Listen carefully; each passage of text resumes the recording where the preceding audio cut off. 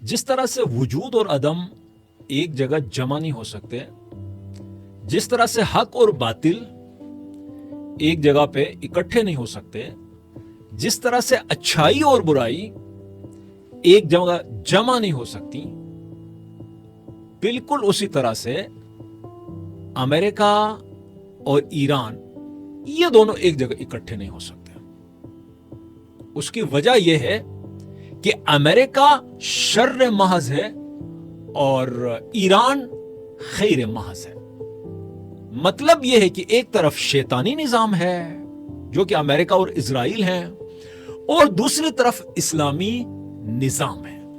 तो शैतानी निजाम और रहमानी निजाम ये दोनों इकट्ठे नहीं हो सकते। 40 दिनों की जंग के बाद हर कोई यह सवाल पूछता है, इस जंग का विनर कौन रहा और इस जंग में लूजर कौन रहा? इस सिंपल सवाल का जवाब जो है वो अमेरिका के अहदाफ है। अमेरिका जिन अहदाफ को लेकर हमला आवर हुआ था ईरान पर उसने हमला कर दिया था 10 रमजानुल मुबारक को। 2-4 अहदाफ अमेरिका के जिनको लेकर उसने ईरान पर चढ़ाई की थी, आपके सामने रखता हूं, फिर फैसला आप खुद करें कि विनर कौन है और लूजर कौन है। पहला जो हदफ था इस जंग में अमेरिका का, वो था ईरान में रजीम चेंज, कि रहबर मुअज्जम को शहीद करें और उसके बाद अपनी मर्जी का बंदा लाके ईरान में मुसल्लत कर दे। तो रहबर मुअज्जम को तो उसने शहीद कर दिया। क्या रजीम चेंज में वो कामयाब हो गया ईरान में? उसके बाद रजीम चेंज हुआ? नो, रजीम चेंज नहीं हुआ। अब तो हालात जो फ्यूचर में जो सिनेरियो नजर आ रहा है वो इस तरह का है कि मिड टर्म इलेक्शन में बुरी तरह से ट्रंप जो है ये नाकाम होगा। तो मतलब ये कह सकते हैं कि वो निकला था ईरान में रजीम चेंज करने के लिए, अब अमेरिका में उसका अपना रजीम अभी चेंज होने जा रहा है। रजीम चेंज तो छोड़ें, यहां का जो शार था मर्ग बर अमेरिका मर्ग बर इजराइल, वो भी वो तब्दील नहीं कर सका, उसको भी नहीं बदल सका। तो जो रजीम चेंज टारगेट था उसका, उसमें अमेरिका जो है वो बुरी तरह से नाकाम हो गया, फेल हो गया। दूसरा जो हदफ था वो था यहां की जो न्यूक्लियर एसेट्स हैं उनको तबाह कर देना, यहां की जो न्यूक्लियर मिसाइल टेक्नोलॉजी है उसको बर्बाद कर देना, उसको नाबूद कर देना। यहां की जो फोर्सेस हैं, एयर फोर्सेस हैं, एयर फोर्स है, नेवल फोर्स नेवी है, यहां की जो आर्मी है, लैंड फोर्सेस हैं, इनको ज़ईफ कर देना, इनको नाबूद कर देना और इनको खत्म कर देना, क्योंकि ये इजराइल के लिए खतरा का बाइस है।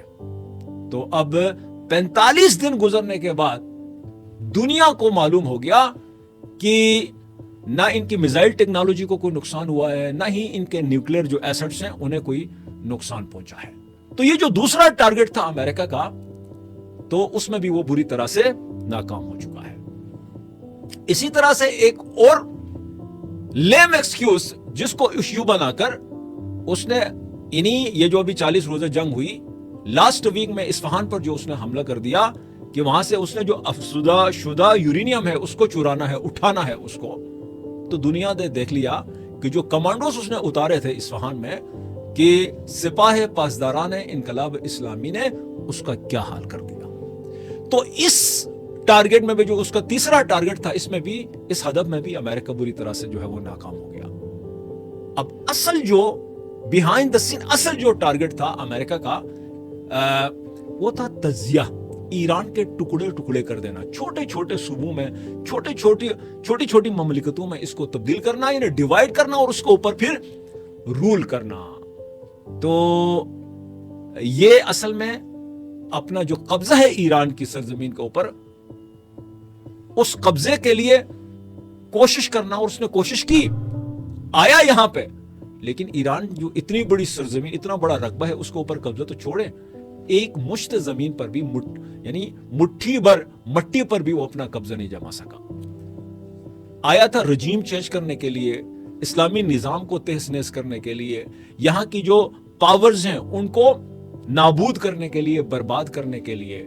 लेकिन पूरी दुनिया ने देखा कि वो यहां से जलील और रुसवा होकर यहां से निकला। निजाम ईरान को तबाह व बर्बाद करना तो छोड़ें, यहाँ का रजीम था उसको चेंज करना तो छोड़ें, मिसाइल टेक्नोलॉजी को खत्म करना तो छोड़ दें। बात अब यहाँ पर आ पहुंची है, सूरत हाल ये है कि अब उसका मैक्सिमम फोकस जो है वो द स्ट्रेट ऑफ हुर्मुज है। बात अब ये हो रही है कि ईरान प्लीज अब ये स्ट्रेट ऑफ हुर्मुज जो है वो खोल दें। मिलते हैं अगली वीडियो में इंशाल्लाह कुछ मजीद मालूमात के साथ। या अली।